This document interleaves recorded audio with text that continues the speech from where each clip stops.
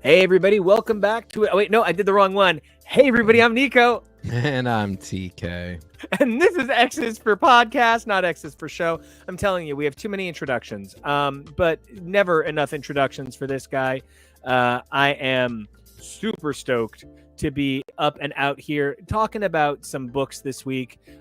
We have quite the list of topics to go through today, and I'm pretty excited.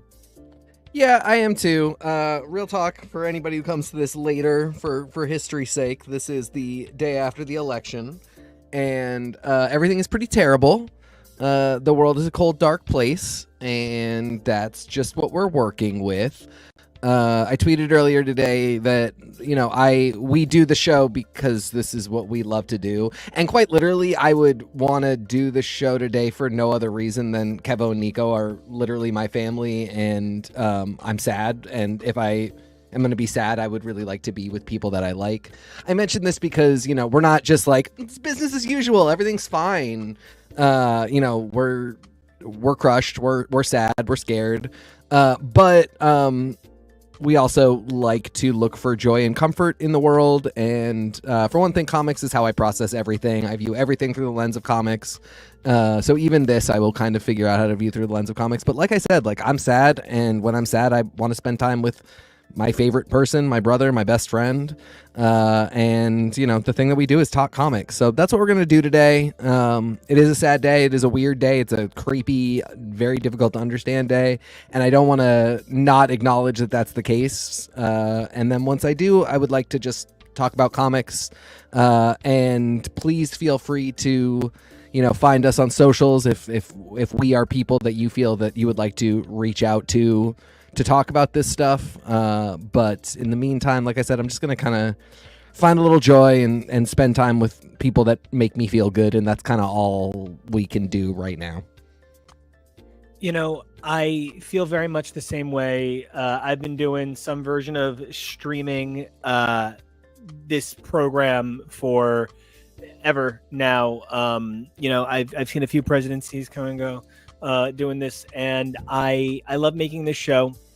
And I love getting to talk about my feelings. One of the things that is actually just kind of tricky is I view my art as art, and I view my world as my world. And I know there's reflections and they interlace and they interweave, but I'm offended that I'm supposed to feel comforted that the X-Men are also in the good fight sometimes. Because they're not in the good fight like me. I'm alive. They are cartoons. And one of the things that winds up happening as a result is something happened in X-Men today that I am so unbelievably angry about. I can barely even put it into words. I thought it was bad enough waking up, going back in time 8 years. I cannot believe that we went back in time to the Legacy virus. And I am beyond words at how little I enjoyed things in today's issue of X-Men. But TK, I definitely wasn't trying to act like business as usual. I just know I'm going to be pretty salty for quite a while. Yeah, no, and there are any number of ways we could have gone about this. And I love you all so much, but we don't owe you any justification for what we do with our art and our lives. But I did, in this case, I did want to say also because I want everybody else to sort of think about what they can do to find joy. We've all got a lot of work to do to take care of each other and to fight back against tyranny and fascism. But we also have to find joy in our lives, and we have to figure out how to process things. And I did just, did want to put that out there. And, in that same realm, I want to talk a little bit about why it's so significant that Krakoa is gone now. This week, maybe a little bit more than ever. And I can't wait to get to that. But there's a couple of news items I just want to hit a little quick before we get into the super cool X-Men stuff, because we always do comic news to start this shit out. And so yes, let's cover some comic news that makes me a little happy. I really love this DC versus Marvel omnibus. My copy is in the bedroom, and I'm in the office right now. Oh, man, I got a really good shave on my head this morning. And so I love this intercompany shit. This is like one of my favorite things in the world because like you talk about multiversity and people are always like, isn't it interesting that Captain America met another version of Captain America? And I'm like, no, because when I get up in the morning and I look in the mirror and I'm like, it is what it is. And like, you know, it's you channel who you are in that moment. So like Cap meeting another Cap, fun, but I don't know that I care. Daredevil meeting Batman. Iterants of the same theological compulsion to be a creature of the night in your city, like a demon haunting theology. Like beautiful landscape of idea coming together in this crystallized way.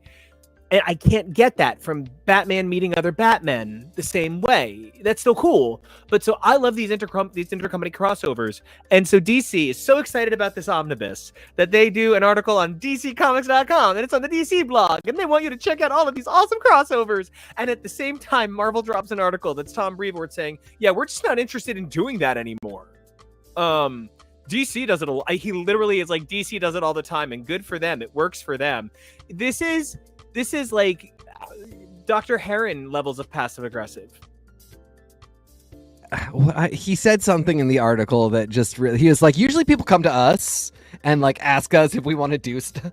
Like, I'm too hot girl to go out there and suggest a crossover. I'm sorry, I'm having a brat summer. Yeah, sorry. I'm Tom Brevoort. I'm having a brat summer. I shan't be doing any intercompany crossovers. Yep, Tom Brevoort, congratulations on your brat summer. Sure, okay, whatever. Like I would have figured for the current climate of corporate competition that doesn't need to exist because they're all just owned by fucking BlackRock and investing companies anyway, so who cares? I would not have thought this would have been something that Tom Brevoort needed to say. I also wouldn't necessarily have thought this was going to happen. On that topic for 1 second though, but like Tom Brevoort has a lot of opinions on things that like everyone's allowed to have an opinion, but like I remember like one time one of my students was like, hey man, let me ask you, who you picking in the Super Bowl? And I was like, let me tell you, none of your damn business. And they're like, why not? Why do you have a because then the conversation in this classroom is going to become more about my opinion on the Super Bowl than what any of you are supposed to be learning. So no matter who I say, I lose the class. Tom Brevoort still does not seem to understand that no matter what he says, he loses the class. The man is having a Bowen Yang summer.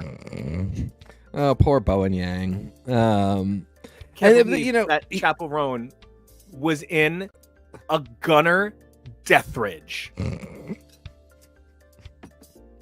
You have no. That man has. Fine. Anyway, sorry. Anyway. And poor Bowen Yang, much like Brevoort, you kind of make your own bed. I mean, like, yeah, Kevo, thank you for coming in with that. You do, but I also feel like, you know, Bowen Yang at least tries to be funny, and you know, like the Modang Chapel Roan thing was, I thought, very funny and very supportive of Chapel Roan. I think people are just insane and interpreted that very oddly. I feel like if I were a celebrity and somebody did something like that, I would A, think it was very funny, and B, I would have thought like, oh, they're supporting me using humor and cultural references for this. Tom Brevoort just shits on everything that isn't the stuff he's touching. Which, like, but sometimes I feel like he is kind of like, yeah, we made this book because I kind of feel like it's lowest common denominator and like really accessible in a way that doesn't involve intelligence when you read it. So that's why we made the book. Yeah, but like he thinks that's great. Like, I mean, that's like that's yes, correct. Like that's one of those things where it's like on top of the like we're not even arguing about the same thing. Because I'm arguing that mission is bad, let alone that what you created from it is bad. And you think that both are really good. And so what do we do? I don't know.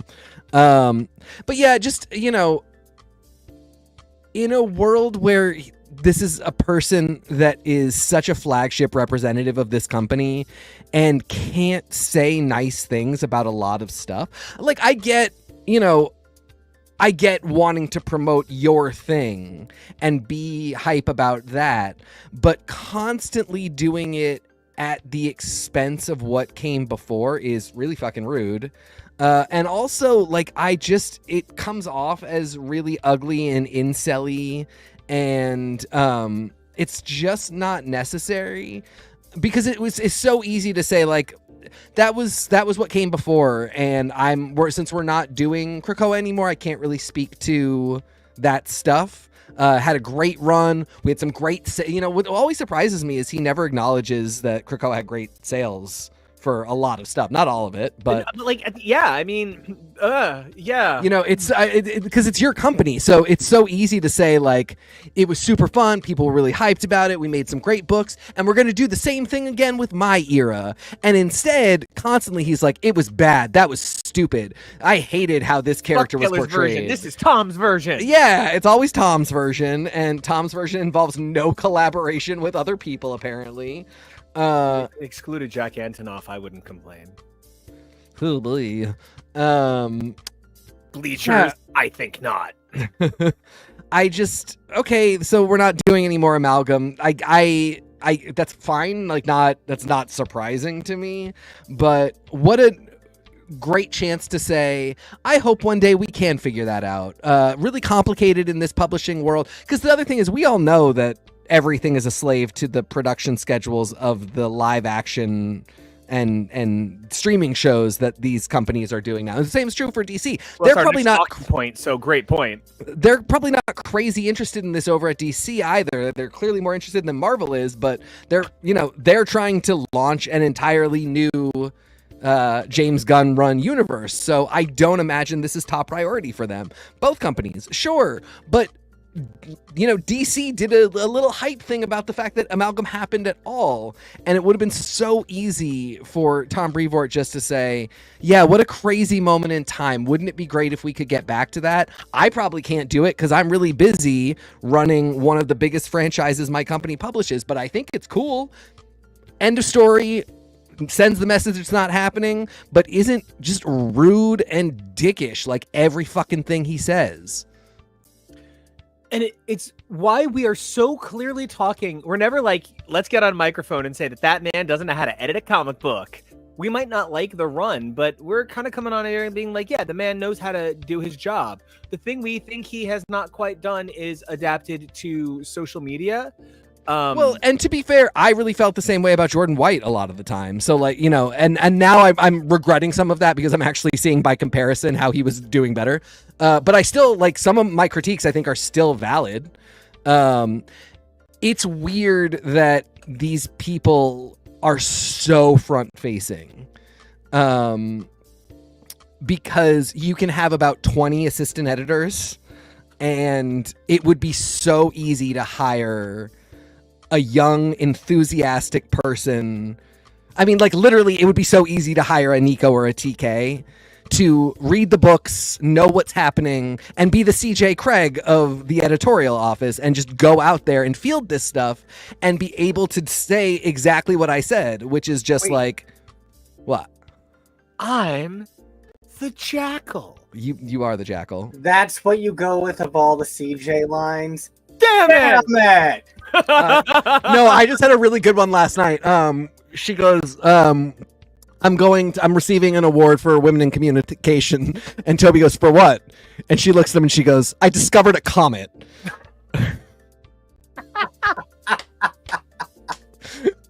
It's so good. Anyway, like, to say to people is always, it's because you lack the courage, the guts, and the strength to do it. You said three things that are all the same thing. Courage, guts, yeah. That is another good one. Allison Janney is perfect. Yeah. Chuck Lorre is not perfect, but Allison Janney is. Anyway, get a CJ Craig in that editorial office, and it's not Ryan Pangus, by the way. And go out there and just say better stuff. It's trying to talk about these books Like, even when the writers do it, a lot of times it's just not cute and not pretty. And it's not their fault. Like, the good ones. I'm talking about the ones I like. It's just a difficult thing to do. And most of the time we're going to read them anyway. So it really is probably better if we find somebody to just go out there and be like, this book is out. We're excited about it. Really hope you are too. And Are like, you maybe peer-to-peer marketing. yeah, I mean, kind of. I'm just like, I'm so tired of this rut that we're in. And it's because the thing is, the way we like build the segments to talk about on the show, I'm always like, the rut is always both the news of what's going on, and then somehow like it just relates to the books because the books are always in the rut too. Akira Yoshida announced that they're doing another Young Avengers. Okay.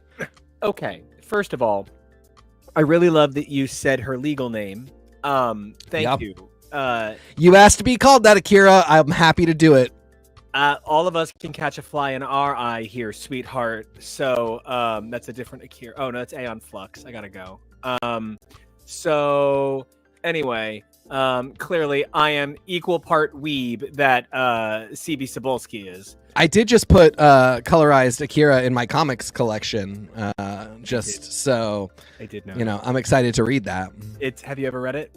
Not the colorized one. I've never read the colorized one either. I read the black and white reissue from a couple years ago. Yeah. But one of the things that I love is I have always been a big fan of. Yeah, I like the Young Avengers by Alan Heinberg. I like the first issue a lot.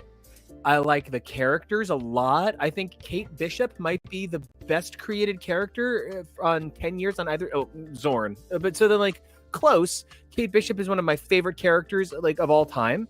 I love the idea of Hulkling. He winds up ruined for me by canon. I love the idea of Billy. He's ruined for me by canon and a terrible code name.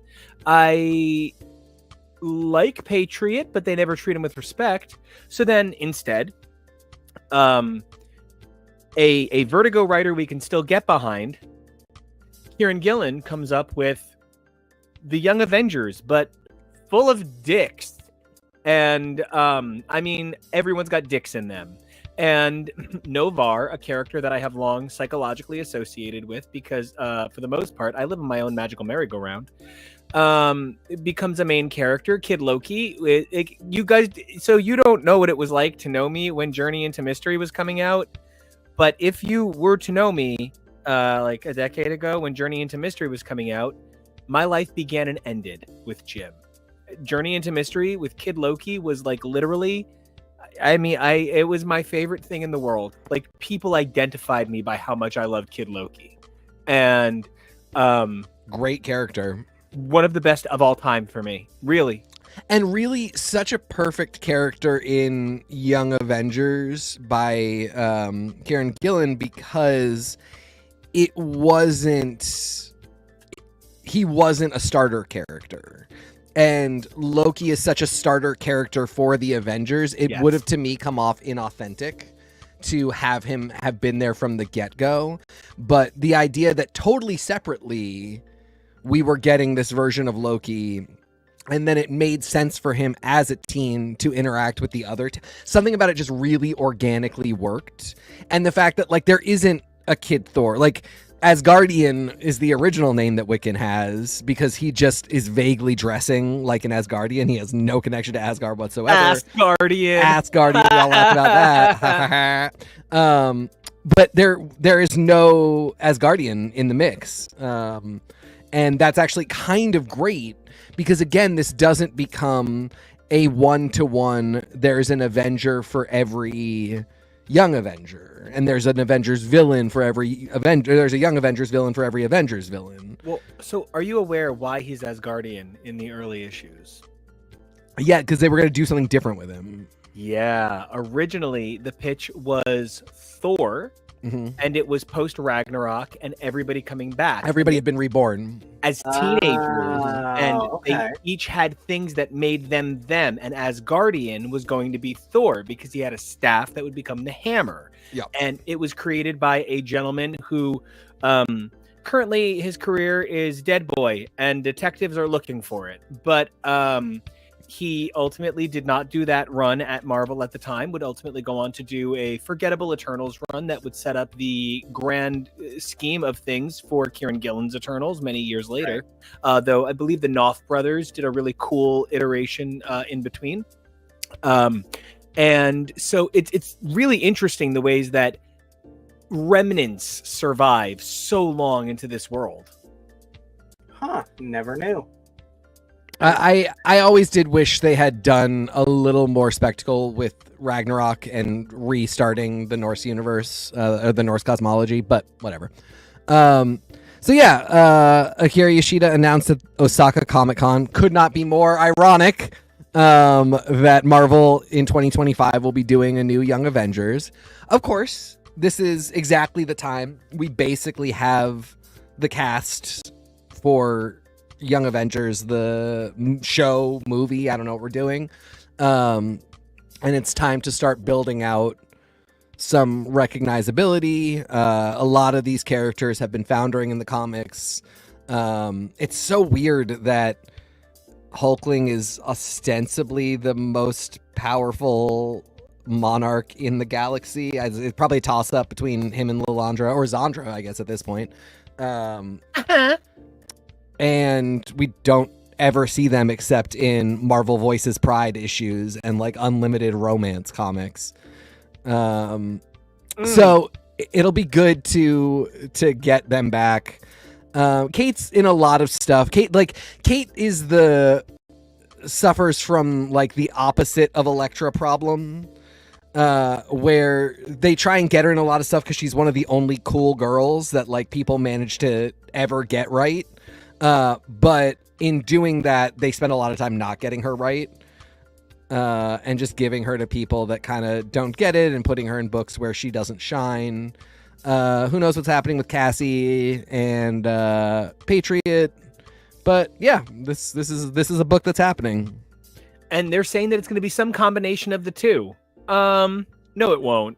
It'll be some combination of the things in the MCU that feature characters that are going to be called Young Avengers. Yeah. But I love The Lie. Yeah, totally. Speaking of The Lie. Oh, The Lie.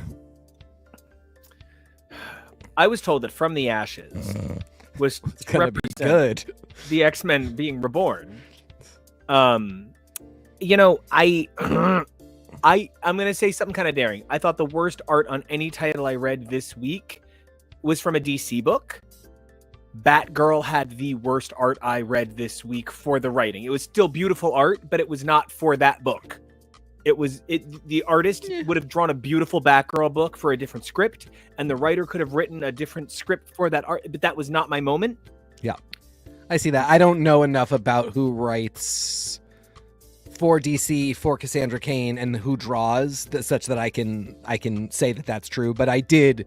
There was kind of I see that there was a disconnect. Anyway, we'll get to that. That disconnect is something I have felt on, unfortunately, every issue of X-Men so far. Yes, yeah. And then we get to this issue, which had some of the most beautiful art on an X book in the From the Ashes era. Like, for me, no question. I thought the pencils were beautiful. I thought the color work was so considered and so thoughtful. And then nearly every page of this issue filled me with anger or confusion. Scott Summers is not his hottest when he's whining. Scott Summers is his hottest when he can barely get the words out because he's muffled between cleavage. Whether it's butts or boobs, I don't care. But Scott Summers is a lover and a fighter and a tortured soul. He's not a Magneto, why don't you love me type. And as a Magneto, why don't you love me type, this did not help this title. I'm not there with you on the art on this one. I didn't like Netho Diaz's art last issue. I don't like it this issue. He draws people really weird. I don't like the way he draws Tempest. The face is like, I'm in one of these panels where Magneto first takes his helmet off, to start talking to Scott. Magneto's face looks so incredibly weird. I don't know. Just none of the art in this absolutely does not work for me. The coloring is really, really good. And there are moments where the art does work. There's a panel of Scott really kind of still looking not great, but he's got a little lens flare off his concussive eye beams. And that's really great. Some of the action sequences are really good. But on the whole, I am not enjoying Netho Diaz's contribution to this. And that's okay, because that really matches how much I'm not enjoying the writing. You know, I agree with what you're saying. I could figure out a way to justify it. A wallowing Scott can happen. This era is wallowing. And ultimately Scott wallowed for like 10 seconds for no reason, just to really get a quick boost and start this whole thing. I probably would have used this time to have him just hit the ground running, just like once an X-Man, always an X-Man, and you can have a different conversation with Magneto. Jed MacKay and I have different ideas for what one would do in these circumstances, and this did not resonate with me at all. I don't think it's like absolutely clumsy writing. I just don't really... I wasn't compelled by anything that happened here. What I do think is incredibly clumsy and may not have been a Jed MacKay pitch, may have been an editorial pitch, but I hate it more than almost anything that's come up so far in From the Ashes. Resurrection-related disease issue. First off, when everybody got possessed by the Phoenix, we already did this. And that wasn't cute then, but it was fine. And we got some really cool art. The problem with that was Scott looked so cool with his optic blasts back then that you kept every issue. Everybody I knew forgot that the problem was that they weren't working properly, because they look so awesome in splash pages. So the idea that he has this like disease based on having been possessed by the Phoenix that is fucking up his powers. So we've already done that. We've already done mutant related diseases, legacy virus. Magneto is a 400-year-old man. Like, he could just be tired and in that wheelchair because he's fucking exhausted. He literally talks about living through the Holocaust in this issue. So he should not be spry no matter what, but of course he is due to de-aging and lots of resurrections. It's fine, but like... I thought he said once. I thought he said he was only resurrected once. Well, in life, you know, he was once made a baby, which I consider a kind of resurrection. We never bring that up enough. So, like, you know, I just... Magneto alone would be... I know the idea is that we're going to see other people get this, but, like, I don't... I've been there, done that, man. What do you want? What do you... okay. And this doesn't feel like it represents anything. You know what I mean? Like, the legacy virus was an AIDS metaphor. And a not, like... subtle one, because they wanted to actually do AIDS storylines, and we're told Fabian Nicieza was told he could not do AIDS and HIV storylines, so he made something up. And it was that is how I processed that I was 9 years old and gay, and like thought that if I lived my life I was going to get HIV. It was reading X-Men comics. So like I loved the legacy virus for all its problems and all of the very important things that it did. I don't trust anybody I'm looking at right now to write something interesting with this thing that isn't representative of anything. And part of my fear has to do with something that I have very little to say about NYX, to be really honest. But one of the things that they did in it that betrayed me was... Krakoa isn't mutant culture. X-Men is mutant culture. No, it is fucking not. No, it absolutely isn't. Culture is not one cool club that you can be told you're not a part of. If you are part of a culture, you're part of the culture, and nobody gets to tell you otherwise. Nobody decides who you are for you. And having a queer character of color say that you are not a member of your own culture because you're not in the cool club anymore, I understand. Part of what we're talking about is a character who's gone to the wrong side of things. but then why is Jean treated differently when it's Jean? And like this idea that you can say somebody isn't a part of culture because they don't have the right card, the right ID card, fuck you. That was not the line. It's also like one of the big points of Krakoa was to sort of enshrine officially something that the X-Men had been doing for a while, which is letting their villains be on the team, Magneto, Emma Frost. And it was always like, well, okay, just this one time. But by the time we got into Utopia and past Utopia and into Schism, what it really was saying was like everybody's morally gray, including the X-Men, including the X-Men's founder, Charles Xavier, every person on the team. So you can still do great things and search and rescue and save the world and take care of people, and also maybe have considered doing terrorism at some point, maybe done a little light terrorism. Maybe I've dabbled.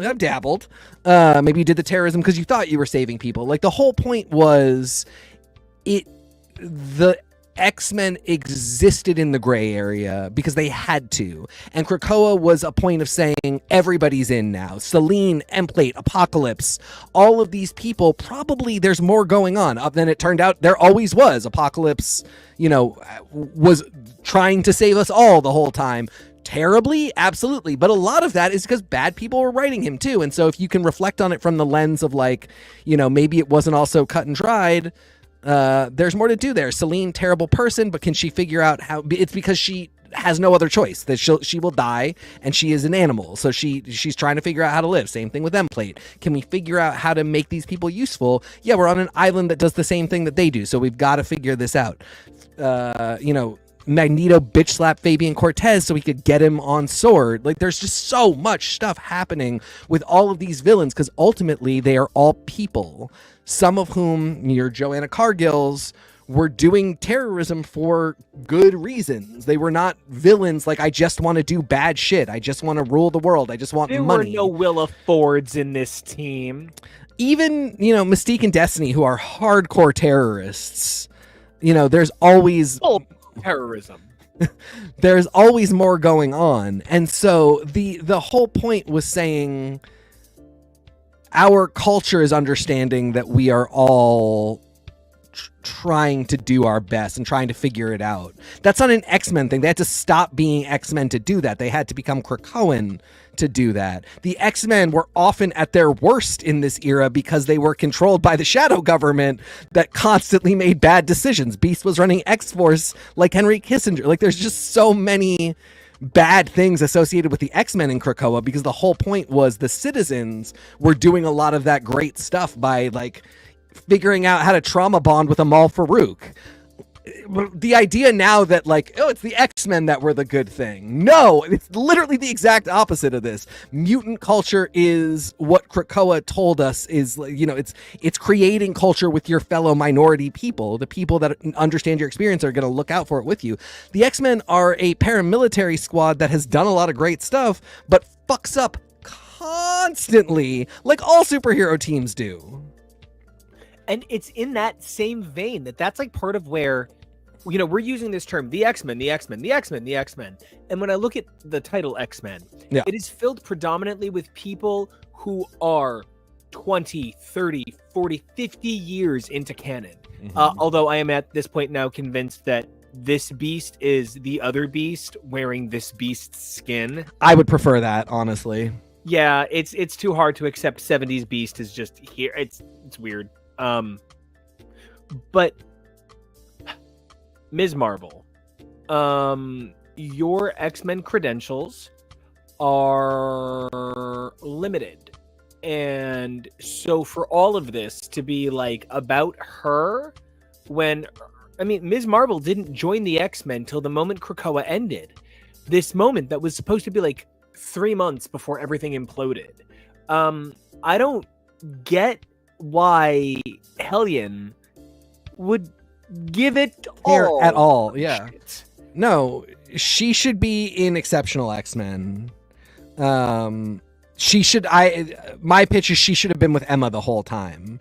and be nothing like Emma, not be a Monet, not be a Kitty. This is a new protege for Emma. It's a new relationship based on how everything is different, but that's who can care, because this is Marvel saying she's our flagship for the MC unification of mutants, which I love. That's great. I love Iman Vellani. I love Miss Marvel.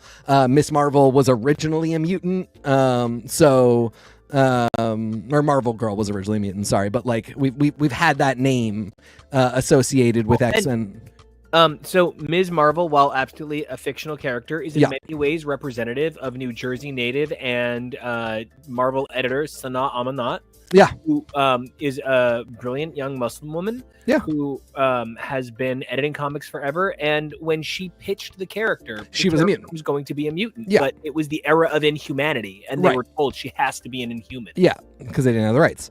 So anyway, like I love that we're doing this all with Ms. Marvel, but you can't half-ass it. You gave her this enormous resurrection storyline to say that she was a mutant at the end of Krakoa. You then gave her 2 minis, like the New Mutant and Mutant Menace. Like there was this big push to be like, this is the girl. And then you announced that there are 3 flagship titles: X-Men, Uncanny X-Men, and Exceptional X-Men. And you somehow don't put the flagship mutant girl. You put her in this book where I think it's a cool book. Like, it's mutants hanging out in New York I'm down, but not like this. And exactly as you said, there's nothing plausible about Julian Keller caring even a little bit. Like, even if we say that Julian Keller is a proxy for Empath, who's controlling them all, which is the only way I accept any of this because it's so dumb. Empath doesn't care about Ms. Marvel either. Empath probably wants to fight he probably wants to fight Sam. What I think is crazy is that Empath found somebody who is arguably straight, who is the only person in the entire X-Men that you could describe as more limp-wristed. You're going to hell. Fine, I'll just make you feel differently. I genuinely did not like NYX or X-Men. I gave them both C's this month. I hate that I don't like X-Force, and let me just explain why. It's interesting. It's different. It's creative. It's written by somebody with a take that I wouldn't agree with. I hate when anybody calls Sage Tessa. Want to throw something through the fucking wall. She has discussed how that was a character she created and that Sage is her being herself. But you know what? There was about 6 years where I told people, if you call me anything but Nicholas, you don't respect me because I've said that's what I want to be called. It turns out that is way too many syllables and way too many sounds for people to get through it easily. And I got real tired of being called Nicholas. And so I was just NICO is great for everyone. We have those moments, right? I should have been NICO my whole life. She should have been Sage her whole life, but she could be having a moment where she feels like being Tessa.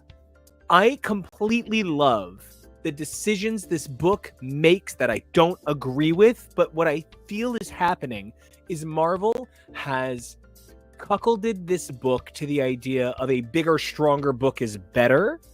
And so this book that is actually this beautiful, thoughtful thing isn't given the room to be strong, despite the strongest cast in the universe.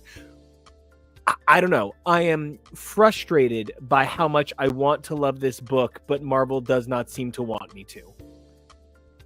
I agree. And I'm frustrated because I think this should be Uncanny and X Factor should be X-Men. I don't quite know what to do with Exceptional yet because that hasn't happened yet. Well, I would cancel X Factor, but I hear what you're saying. Well, so my thing, I kind of get it, except I'm always going to give it a bunch of love because Bob Quinn's doing the art. I would give Bob Quinn anything he wanted as long as he got to write it. I don't know why we're making Bob Quinn draw. It's at least 2 teams of X people. You know what I mean? X-Men even in this issue where Psylocke's like, we're a team, you have to talk to the team, we have to do team stuff. They don't feel like a team. They don't have cohesion of outfit, which isn't the end of the world, but it is a marker that kind of tells, especially in an era, it's a marker that tells you what's going on. They're just kind of sitting at this base, not really doing anything. They have a strike force for the kind of like mini culture that they're setting up in the factory to sort of hide and take care of people, but it's a lot closer to a culture book because it's Cyclops trying to take care of people again, and they're kind of going on missions but kind of not, and the book is moving slow. And then similarly, like Uncanny, that's just Rogue and her friends on a road trip, and I like it. I like the book, but like X-Force feels like a flagship superhero team book to me. And you're right, it's not my fave. Like, it's not, I'm sorry, this many issues on NICO. I love you so much, but no thank you. No thank you, NICO. That he comes off a little bit like, I don't like beating up on characters that come across like they don't have the complex intelligence to fight back. I mean, but when you say just NICO this many times, it is... It worries me about the way we're portraying the people we beat on. Yeah, it's perfectly fine to have a character that is not intellectually curious and a villain. Not everybody needs to soliloquize, but literally there are pages where it is multiple panels where the only thing he says, it's a Steve Holt moment, but it would be one thing if he said it once a page every 4 pages. It is literally 6 times in one page. NICO. Cut to another thing. NICO.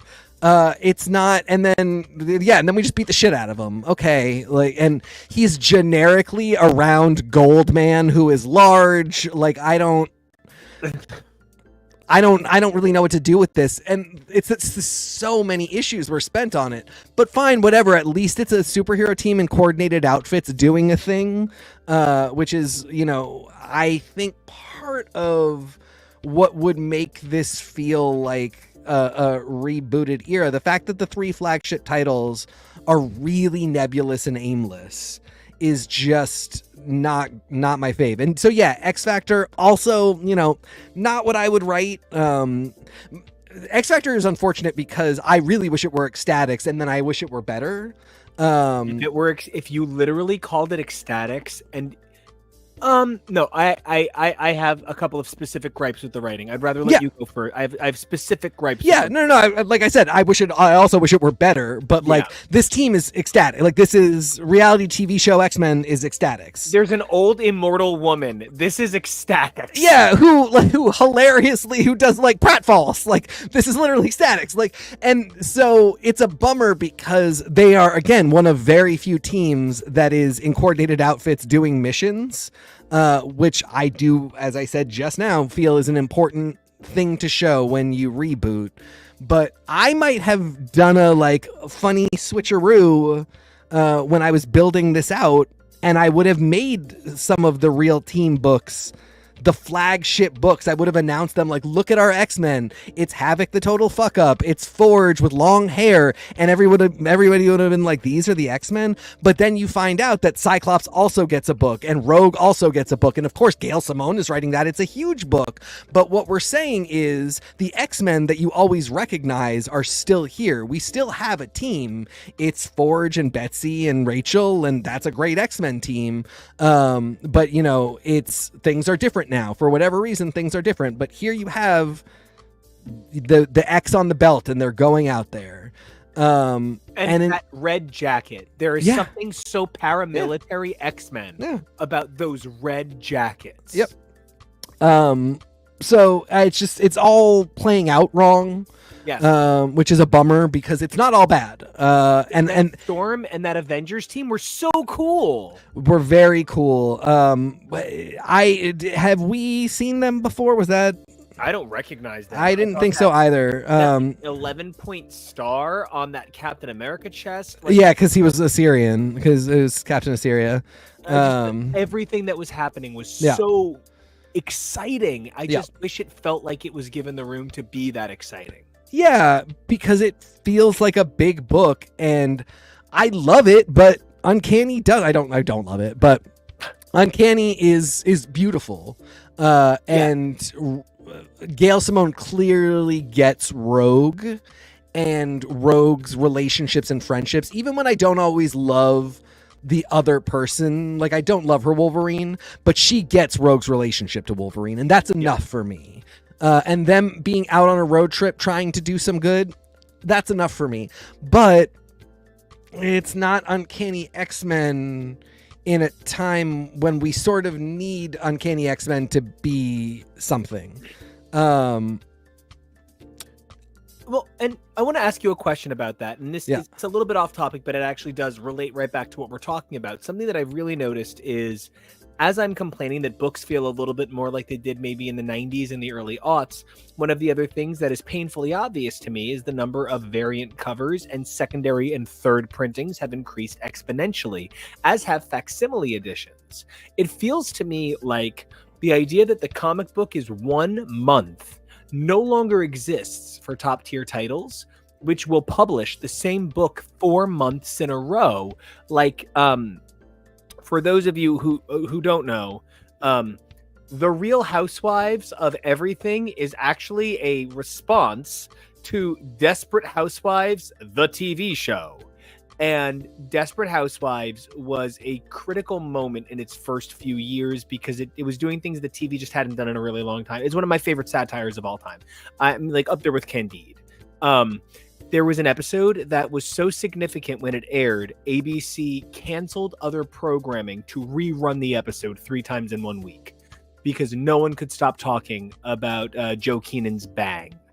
It is, to this day, my favorite fucking episode of television ever.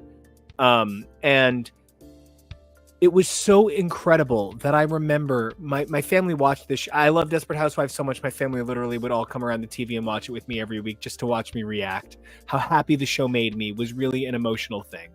And Bang was the apex of my fandom. Bang, and then ultimately the very last scene of season 8. But there is this thing that happens when they reran Bang 4 times in a week. There's this thing that happens when they re-release the first 2, 3, 4 issues of a comic every single month, where it makes it feel like it's so important. The fact that there have been 9 cover re-releases of X-Men, that there have been 3, 4, and 5 re-releases of Uncanny X-Men, it makes those books feel so important. And X-Force, even if it gets a second printing, is getting a second printing because it was under-ordered, not because it is being celebrated. And it is the way you say, well, thank you, to something that is successful, and the tone you say it with, that is a humongous difference. And I feel like Uncanny is getting the Bang 4 times in a single week treatment, where even if X-Force gets a reprinting, it's because they didn't push it hard enough in the first place. Yeah. I can't argue with that. I mean, and like, I haven't really seen them push X-Force, so I really can't speak to that. But to be fair, I also haven't seen them push anything, except for the big 3. And I don't really even feel like they're pushing the title so much as they're pushing Jeff McKay, Gail Simone, and not even really Evie. So it's kind of the big 2, because I don't really feel like they're pushing exceptional. They did like when Stephanie Phillips on Phoenix. Yeah, is getting a little bit more. Which, you know, there's also like Phoenix isn't an X-Office book. Like, it is in the X-Office, but it doesn't feel like an X-Office book. It feels like a Cosmic Marvel book in a great way, in a really fun, like, because the bird space where she belongs. The birds in space. Yeah, that was fun. Even my wife left me. I mean, we're still together, and she has to be there, but I'm sad. This is for anybody who didn't read. We're making fun of Scott and X-Men. Sorry, Ndugu. Maggie had to move, and they've just made him such a bitch ever since. Yes, hate it. He was so nasty this episode. Oh my god, anyway. I have so many feelings about this chaplain. Even after yet another near plane crash, she's being nasty. These people getting too many plane crashes for. I know. I would say just take a train, but those fuckers derailed way too easily for this crew. And Adams can't seem to open his eyes fully. I don't know what. What? I don't. being a doctor is hard. I have ADHD. Oh, he gets to make that joke. He does. He better be Nev Campbell's child. Bailey, Yes. you're hurting everyone. Exactly. Nobody gets these references. So anyway, I hope you do, dear reader, dear audience member. If you are also a fan of the Grey's Anatomy universe, Or Party of we'll be Five. churning or out. Party of Five, please. I'll watch Party of Five. We'll be churning out Grey's content soon, but I'll watch Party of Five. I've offered. The remake is from the creators of the original show, and no one gave that enough credit. So I would totally be down. I didn't actually realize that existed. Yeah. It was about In like my heart of immigration hearts, and stuff. I am Claudia, and TK is Bailey. I'm the And- dog. That is my my personal world. Wait, there's a baby too. They have a baby child, right? Yeah, there's a young one. It didn't matter. Yeah. Otherwise, what would Wilson Cruz do? That's right. He was the nanny. I didn't watch, but I knew that. Yeah. So anyway, Phoenix is a cosmic. Good lord. Phoenix is a cosmic book, which is again, like I said, is a great thing. Because not everything should be X-Men. And like we got a bunch of Phoenix content over the last 5 years that wasn't where the Phoenix had nothing to do with the X-Men. So to put Jean in the Phoenix and have it not do with the X-Men is kind of just a great like it's difficult when you say that this is one of the founding forces of the universe and all it does is hang out with the gay people and nothing else. So that Phoenix is a cosmic book is actually a good thing, but that we talk about it like it's in the X office. We've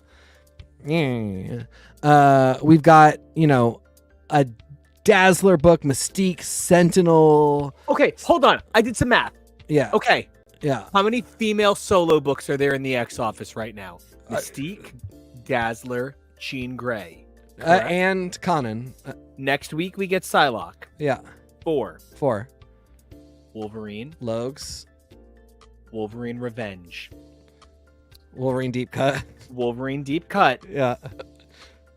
and technically the only other female book starting in the X office is called Wolverine. Oh no, Ileana. Yeah, Magic. If it hadn't yeah. been for Ileana, Yeah. every single solo title at Marvel that was like, oh wow, there's a female solo title, is canceled out by a matching Wolverine book, even the one with a girl. That's funny. It's really funny that there's that many Wolverine books and like Isn't it? there's no Gambit solo, there's no Cyclops solo, Angel. Hey, it's me, Gambit.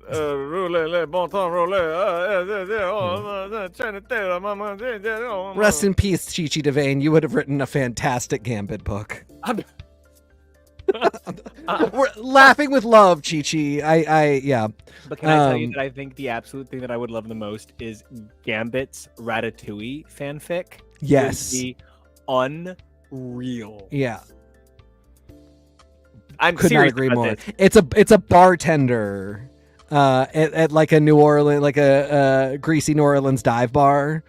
Yep. Yep. Just And like the it's like- ultimate mixologist, but he's actually anyway. Exploding drinks. Marvel, call us. This is literally we just came up with this 2 seconds ago. The ones that What we've if actually Gambit planned. was Ratatouille? Is the next what if Minnie Mouse Gambitouille. was with Captain Marvel? This Yes, is it. Gambitouille. We've got it. Gambitouille. We like I said, we just spitballed this one. The ones that we've planned, you goldmine. Call us. Yeah. So we've got all these books. They are fine. Well, you said something a minute ago that is a really great inlet. To You said that there had been amazing adventures of the Phoenix running around the Marvel Universe, not connected to the X-Men. yeah. It has And the best one was a native adventure. I would agree. It has been a great time to be a fan of the one native cutting edge book that Marvel will produce at a time, whether it is putting brilliant native voices on native characters or just trusting that the process of evolution that has given us these characters will continue to go. Honestly, no, I don't love that Jason Aaron was the person who wrote Echo the most when she was the Phoenix. It was, in my opinion, as Jason Aaron is somebody who is so connected to the native culture, as somebody who worked extensively with beta writers for Scalped, not my favorite comic by Jason Aaron, not even a comic I recommend, to be honest. But I didn't love this one shot. I thought it was treated with less respect than it deserved. I thought that it was published under the radar. I thought everybody did a great job, but I don't think they were given the opportunity that, I don't know, a lot of these other Voices specials are getting. And then that back page that was like Negasonic Teenage Warhead Voices special. No, that was an Infinity comic you're repurposing a year after the fact. That is not a new adventure of a queer character. That isn't a voice. That's an Echo. Calm down. And so when I see, Kahhori getting this incredible opportunity to represent the merging of brilliant minds that have accomplished so much on television and now into the comic universe, I just think the 9 creators in this title deserved a little bit more attention and respect than they got. I think we need to go back to having semi-hardcover books. I don't think everything needs that deep binding, but I would have loved a harder paper stock. This character felt important, felt necessary, felt vital, felt exciting, and this issue felt like a kiss off. It's weird because Marvel Voices is becoming almost an insulting brand.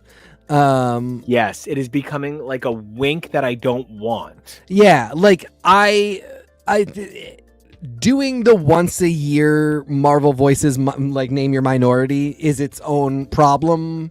I also love it in a lot of ways. Like I love the Pride issue. I love a Pride issue every year.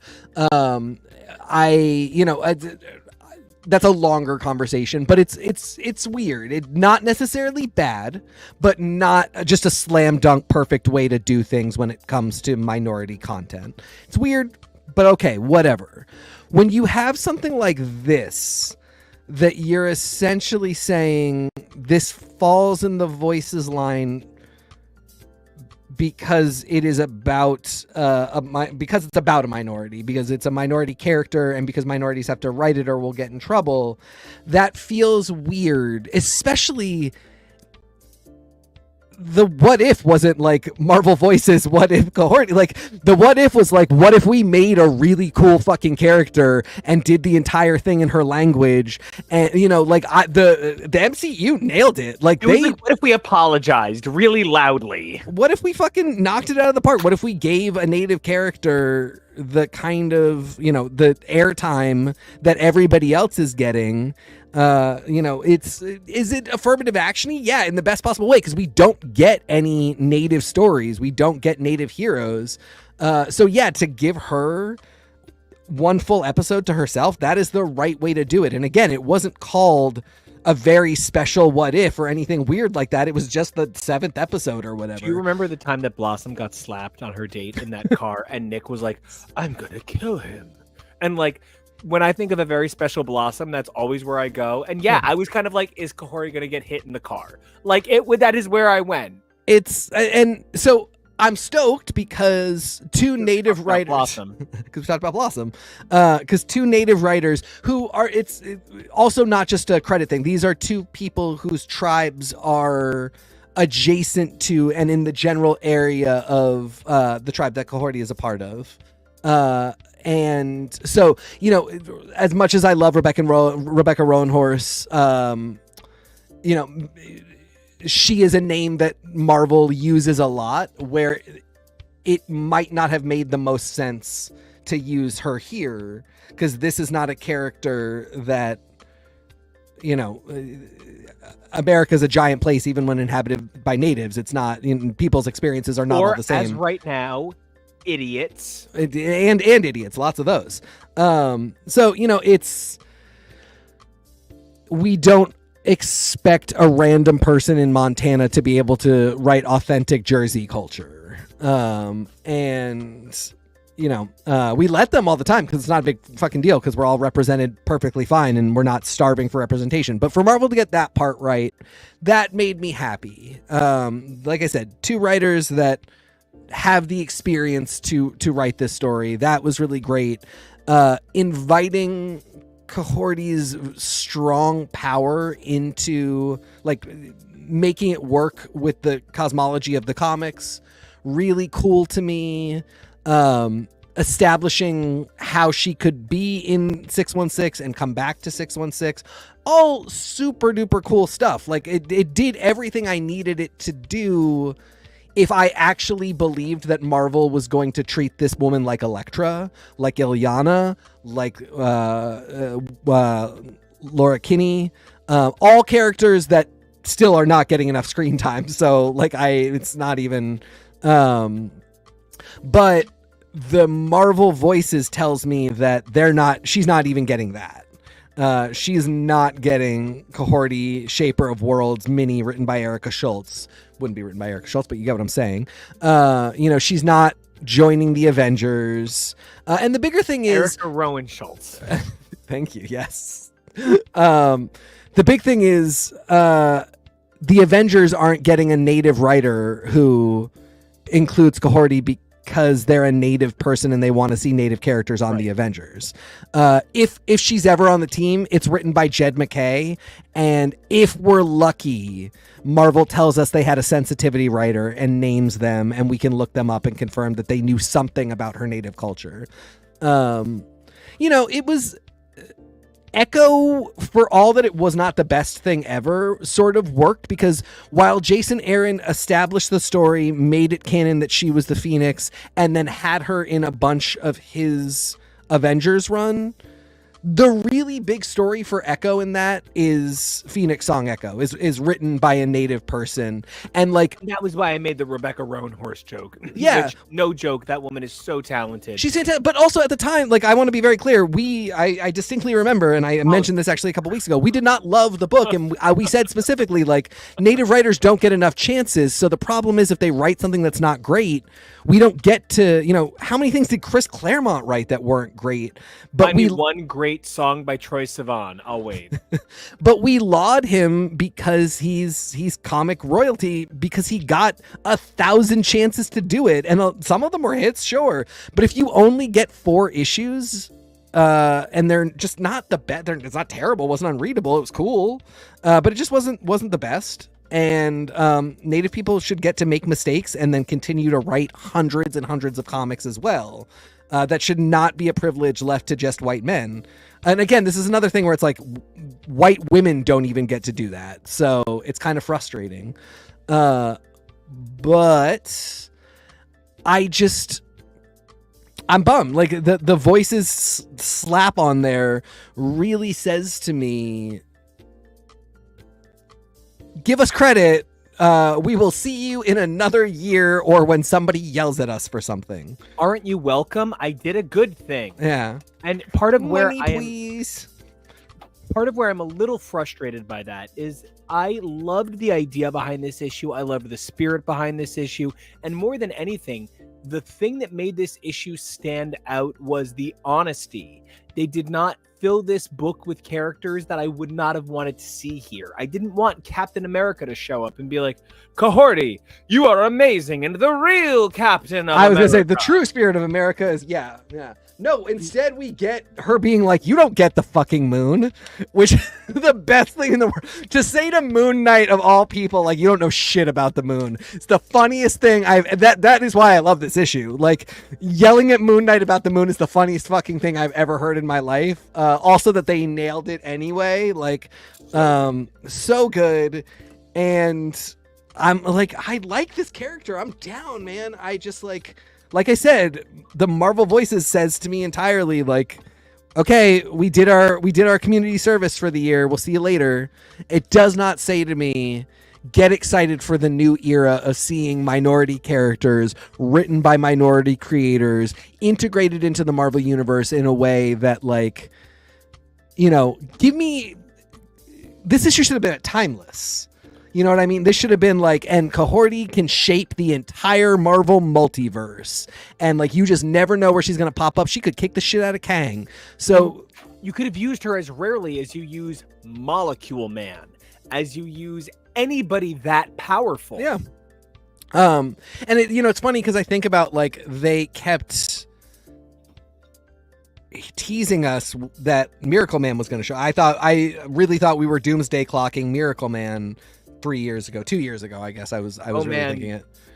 Kevo and I just had a literal conversation about that, where like we put Miracle Man in the show synopsis. Yeah, because we were so sure he 100%. I remember you and I talking about it so much, and like I was like, you know, for as stupid as Doomsday Clock is, it was pretty cool that they figured out in their silly little DC way how to get Dr. Manhattan into the DC universe. And I was so excited for Miracle Man, and they really did give us all of these hints. And you know, it could still happen, but like the point is that they could have done that with Kahhori, and you know, Miracle Man is one of the most vaunted characters in comics, and putting him at that, like, maybe you're not going to see him, but that symbol means something and it's huge to us. She deserved that. She did not deserve... We did it! We're going home now. Please do not ask us about this again for another year at least.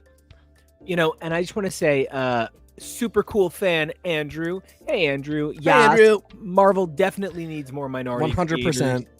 You know, I'm very proud that I am Greek and Cuban and Irish. Are you?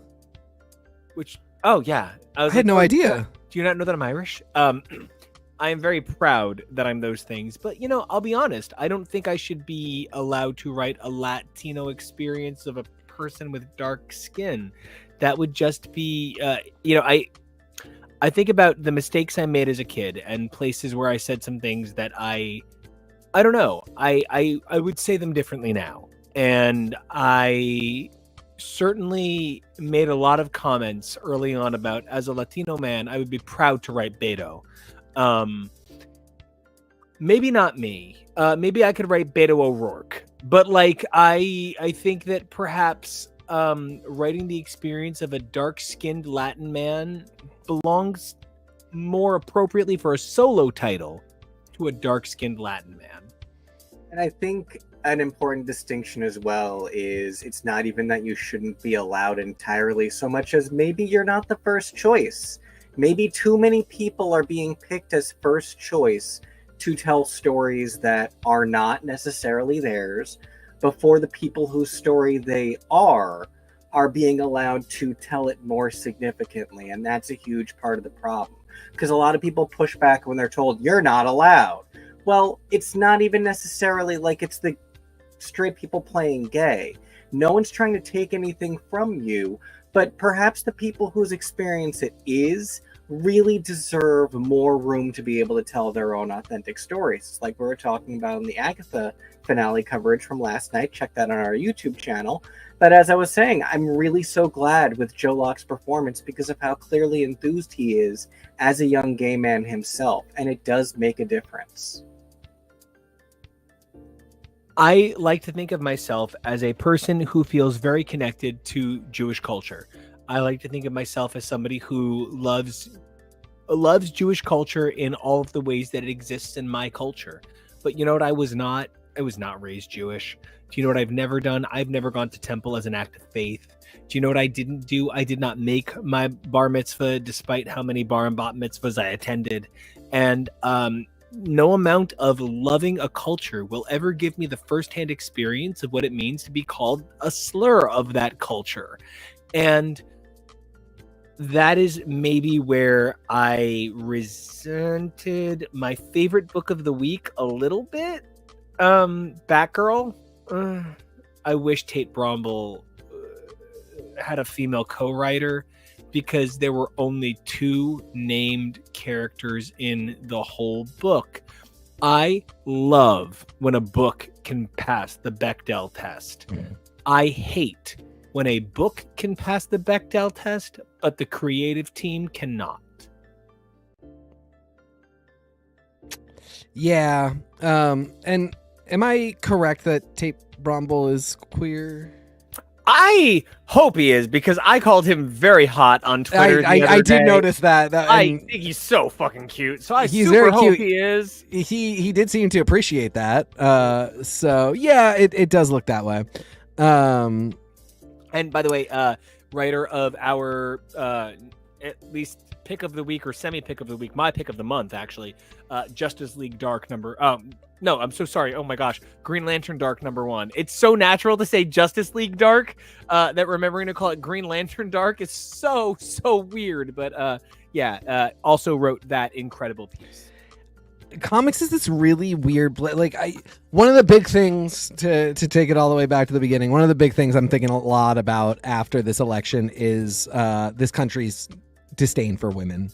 Women of color, of course, but just women, period. I think sent you that article about 9/16 today, right? Yeah. That, Janet Jackson had 35 years of one of the world's most record-breaking careers, but that 9/16 of a second of showing her nipple ended her career. Right. We just, I was talking to my sister about the fact that, at best, we don't think women can do it. At worst, we hate them and want to control their bodies and treat them horribly. But at best, we don't really think they can do it. And nowhere is that more apparent to me than comics, where so often Steve Fox and Steve Orlando and Tate Bromble are writing, and frankly, God, I love him so much. I hate bringing his name up. Jason Lowe, there's one, Declan Shalvey. I mentioned the other three because they're queer, and I think a lot of times what happens is a queer man, I have worked in the corporate world, and I know that I can hang with straight higher ups in a way that they'll know I'm gay and be comfortable around me, and I can get a diversity hire situation. I can get we have a gay guy on the marketing team, and everybody pats themselves on the back. I've been in that situation many times.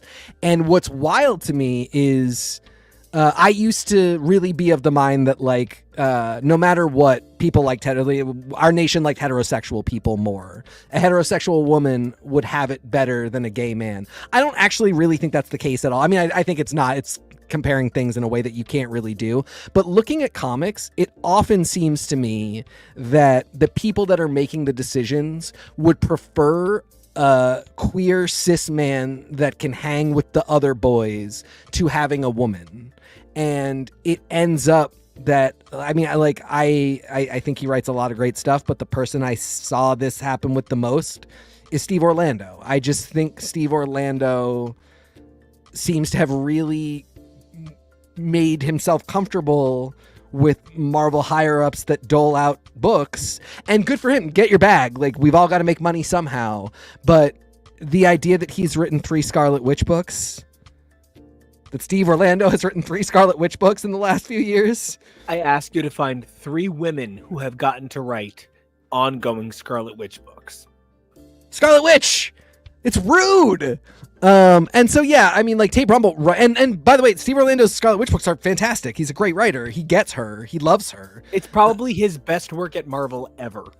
Yeah, his magnum opus is the 2099 stuff, but I really think that for Marvel, but I really do think his Scarlet Witch is good. And again, get your bag. We're all gonna fucking die in a lake of fire anyway, so you better figure out how you can afford to put yourself out. I know you didn't say that on purpose, but as somebody who literally thinks that you are the human equivalent of Tim Hunter, and Tim Hunter literally has an arc called Lake of Fire, well... There you go.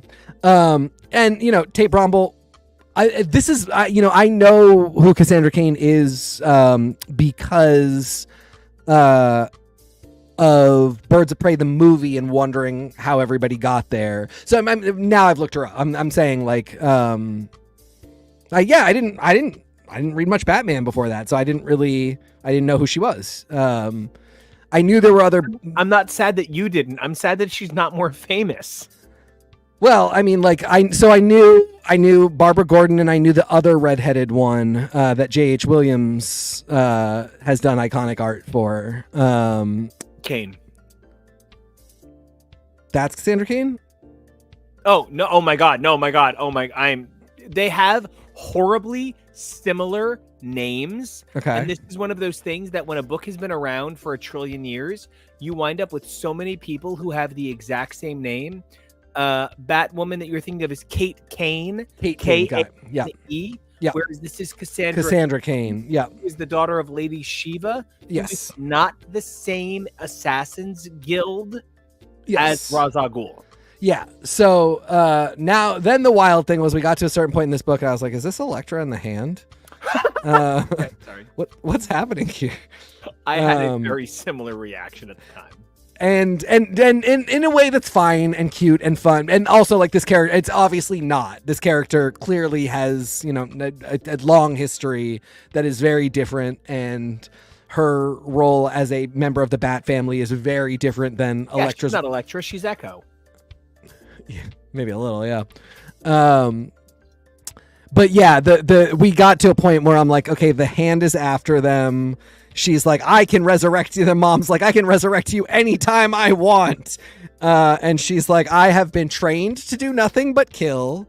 So it was very reminiscent of some Daredevil circumstances. And again, as we talked about earlier when we were talking about amalgam stuff, Batman and Daredevil, and we've talked about this on the show before too, like authors crossover, the creative crossover between Batman and Daredevil is heavy.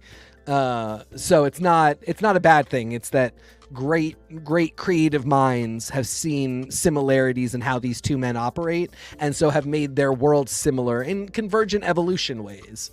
But yeah, I mean, this was a really fun, simple book. This book did a great job of indicating to me that there's an enormous amount of history I don't know, while letting me read something that didn't 100% rely on that history, that I had no frustrating moments of, there's not really, I think, even any editor's notes in this, but there was no moment where I was like, fuck, I gotta stop and wiki this because I'm so confused. Oh, he wrote the most self-explanatory tight. Yeah, it was despite calling this like the worst art match to any. Yeah. I see. Book of the week. Yeah. Really fun, really simple. Simple is so good, you guys, especially these days with comics. If you can take somebody who is a part of a Byzantine continuity and give me a simple first issue, you will charm me for life. That's why I can't wait to read your first Ghost Rider issue, because no, my first Ghost Rider is going to be a tome. I mean, it's going to be accessible to no one. Alan Moore is going to think I'm being ridiculous.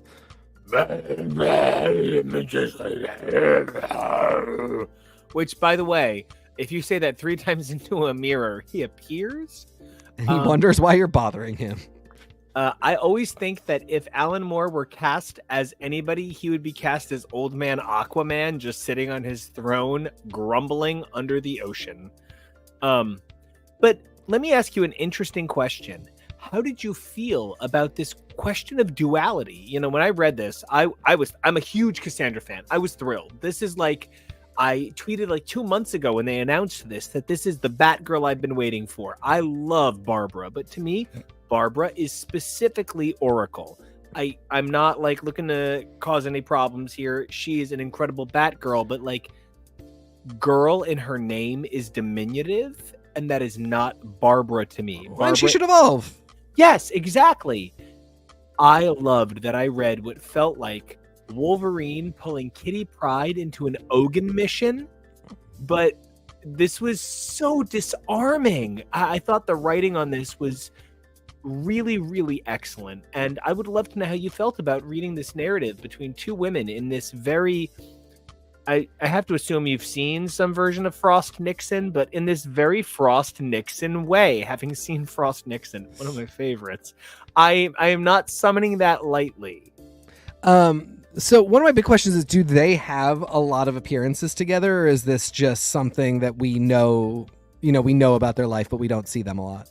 You know how no matter what, even if Jean appears and the Phoenix doesn't, the Phoenix gets a good couple of mentions? Sure. Yeah. Right, but like Shiva doesn't appear. But there's a arc called the Phoenix Saga. You know what I mean? Like, have we had a Yes. Shiva saga? Everything they referenced. You remember when I brought you back from the dead? Yeah. Okay. So that's all been on screen. On panel, but yeah. Screen. You know Screen, what I mean. 1000% screen. But like, in case somebody out there is looking to get in the comments. Okay. So, and how does Bruce Wayne feel about the mom? Have they had sex? I don't think it's been penetrative. I think they flirted, but I do not believe they have. It's not sex. I don't believe they have had sex. No. Okay. So I don't know. I think if Batman meets another person in a latex suit, he's sort of like, "Hey," and they're like, "Hey." I think that kind of counts as superhero sex.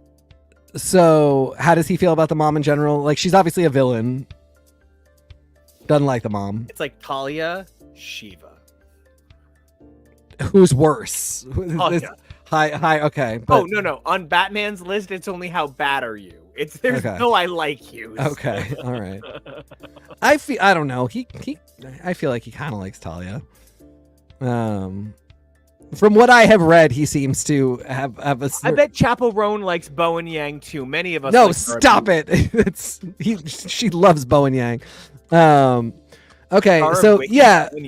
So I don't know. I really was in. So the other thing is, I know so little about this character. I don't understand why her mask is sewn up like that.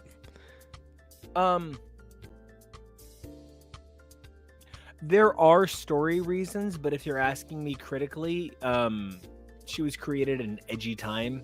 Okay, so yeah, sure. And